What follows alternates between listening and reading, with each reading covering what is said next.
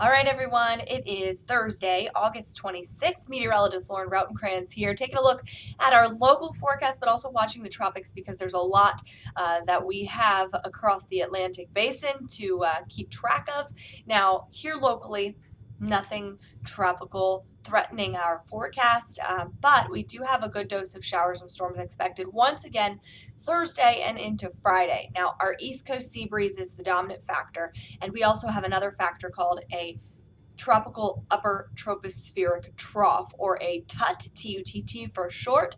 Basically, it's an upper level cutoff low pressure system that is going to move across the state of Florida, kind of bring in a surge of moisture mainly to south and central coastal Florida today along the East Coast, but it is going to help sneak some moisture up into our neck of the woods as well, kind of with a surge of those rain chances pushing on the coast throughout the day. I think we begin to see a few of those showers, Flagler, St. Johns, Putnam counties, even as early as 8, 9 a.m., but then later into the afternoon, we're going to watch those storms build a bit more. I've got the bulk of the rain mainly between 12 and 7, with the heaviest really focused between 1 and 5 o'clock. So 1 o'clock, St. Augustine, your heaviest rain begins to roll through. 3 p.m., Jax Beach. 4 o'clock, west side core of Jacksonville, and then by 5 o'clock it's pushing northwest out toward the Okefenokee and eventually up into southeast Georgia as well. Keep in mind, with some upper level cooler temperatures, we could see some small hail possible in some of these storms as well. That's mainly for those heavier downpours or gusty storms that are focused north of that Florida-Georgia border.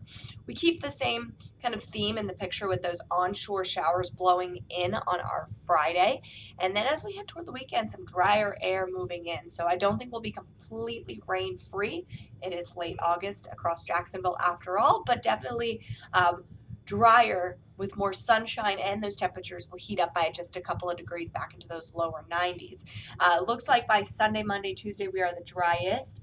With Monday the brightest day of the next several. So we are going to drop those rain chances for us. Now, I did mention the tropics, and just briefly, no threats here across the first coast immediately, but it does look like we have two areas, one in the central tropical, or central Atlantic, I should say, one in the central tropical Atlantic is lower chance of development.